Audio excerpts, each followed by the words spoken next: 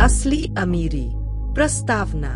राजपुर नामक एक छोटा सा नगर था जो अपने पुराने मंदिरों, शांत वातावरण और सादे लोगों के लिए प्रसिद्ध था। वहाँ का हर व्यक्ति मेहनती था, परंतु अधिकांश लोग गरीब थे। उन्हीं में से एक था रामू कुम्हार, जो मिट्टी के बर्तन बनाकर अपनी जीविका चलाता था। रामू का जीवन कठिनाइयों से भरा था, पर वह हमेशा मुस्कुराता रहता था। उसके चेहरे की चमक उसके मन की शांति को दर्शाती थी। उसकी झोपड़ी छोटी थी, पर उसका दिल बहुत बड़ा। हर दिन वह मंदिर के बाहर बैठे साधु संतों को पानी पिलाता, बच्चों को खिलौने देता और जरूरतमंदों की मदद करता। दूसरी ओर उसी नगर में एक बहुत धनवान व्यक्ति था, सेठ गोविंदलाल। उसके पास सोने चांदी के बर्तन, आलीशान हवेली और कई नौकर चाकर थे, परंतु उसके चेहरे पर कभी मुस्कान नहीं होती थी। वह हमेशा चिंता में रहता, अपने धन की रखवाली करता और दूसरों से शंका करता रहता। पहली भेंट। एक दिन संयोग से रामू और सेठ की मुलाकात हुई। हुआ यूं कि रामू मंदिर के बाहर अपने बनाए कुछ सुंदर मिट्टी के दिए बेच रहा था। तभी सेठ वहां पूजा करने आया। उसने देखा कि एक गरीब कुम्हार कितनी मेहनत से मिट्टी के दिए बनाकर मात्र 2 पैसे में बेच रहा है। सेठ ने रामू से पूछा, अरे भाई, इतनी मेहनत के बाद भी तू 2 पैसे का दिया बेचता है, इससे क्या मिलेगा? रामू मुस्कुराकर बोला, सेठ जी, मुझे पेट भरने जितना मिल जाता है और दूसरों के जीवन में थोड़ी रोशनी देने की खुशी भी। सेठ को उसका उत्तर कुछ अटपटा लगा।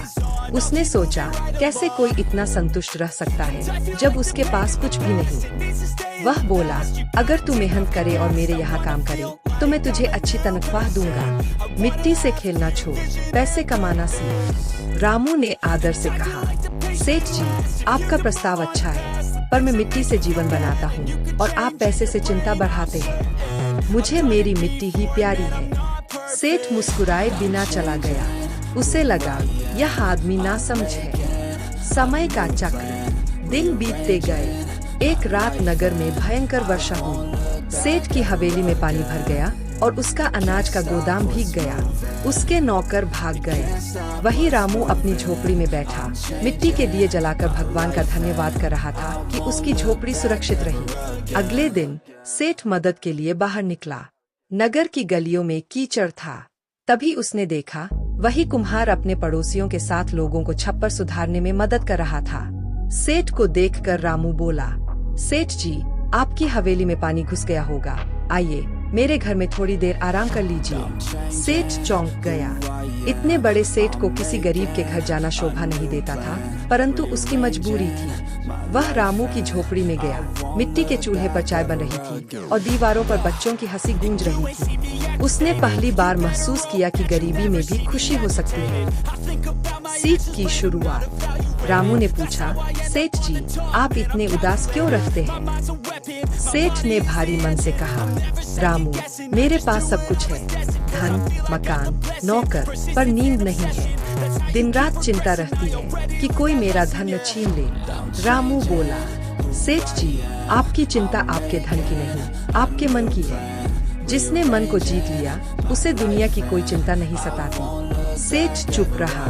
उस दिन उसने पहली बार किसी गरीब से इतना गहरा ज्ञान सुना था। आत्मचिंतन। अगले कुछ दिनों तक सेठ के मन में रामू की बातें गूंजती रहीं। उसने ध्यान दिया कि रामू हर दिन मंदिर में प्रसन्न होकर भगवान का धन्यवाद करता है, बच्चों को कहानियाँ सुनाता है और जरूरतमंदों की मदद करता है। सेठ ने सोचा, मुझ में और रामू में इतना फर्क क्यों है? मेरे पास लाखों है, पर मन अशांत है। उसके पास कुछ नहीं, फिर भी वह प्रसन्न है। एक दिन उसने रामू से पूछा, तू हमेशा इतना प्रसन्न कैसे रहता है? रामू बोला, सेठ जी, प्रसन्नता कोई चीज नहीं जो बाजार से खरीदी जाए, यह तो भीतर से आती है। जब मन में संतोष और आभार होता है, तब जीवन में सुख अपने आप आता है। सेठ ने कहा, पर बिना पैसे के तो जीवन चल ही नहीं सकता। रामू मुस्कुराया, सही कहा आपने, पर बिना शांति के जीवन टिक भी नहीं सकता।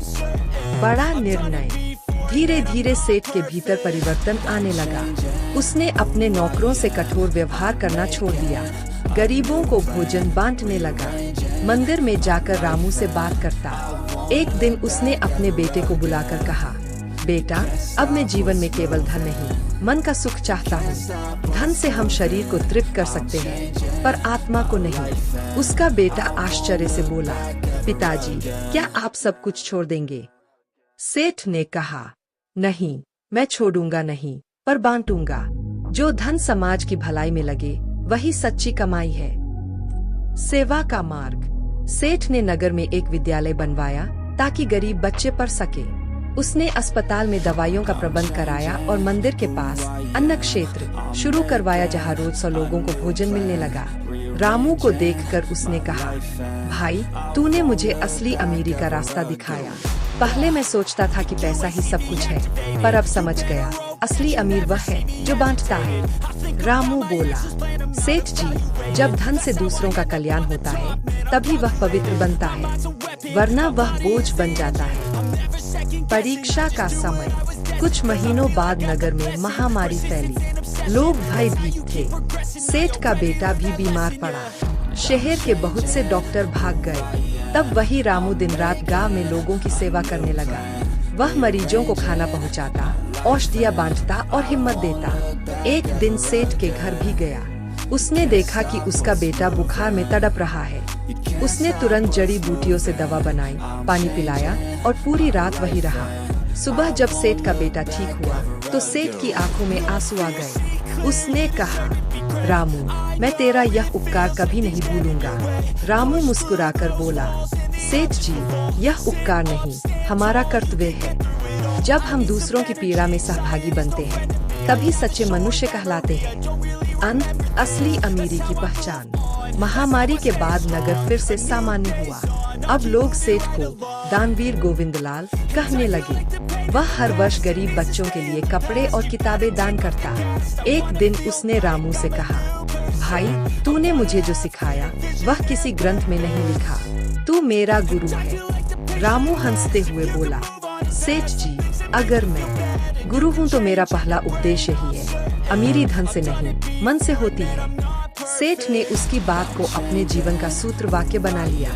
वर्षों बाद जब सेठ का देहांत हुआ, तो उसकी वसीयत में लिखा था, मेरी संपत्ति का आधा भाग समाज की भलाई में लगाया जाए और मेरे मकान के द्वार पर यह पंक्ति लिखी जाए, असली अमीरी दूसरों को खुश देखकर मिलने वाली खुशी में है। उपसंहार। कहानी का संदेश। यह कहानी हमें यह सिखाती है कि धन से सुख नहीं खरीदा जा सकता। सुख तो संतोष, सेवा और सहानुभूति से आता है। जब हम अपने लाभ से ऊपर उठकर दूसरों के हित के बारे में सोचते हैं, तभी जीवन सार्थक बनता है। रामू कुम्हार की तरह यदि हम अपने काम को प्रेम और संतोष के साथ करें, तो हम भी भीतर से अमीर हो सकते हैं। और सेठ गोविंदलाल की तरह यदि हम समझ जाए कि बांटना ही असली सुख है, तो समाज भी सुंदर बन जाएगा।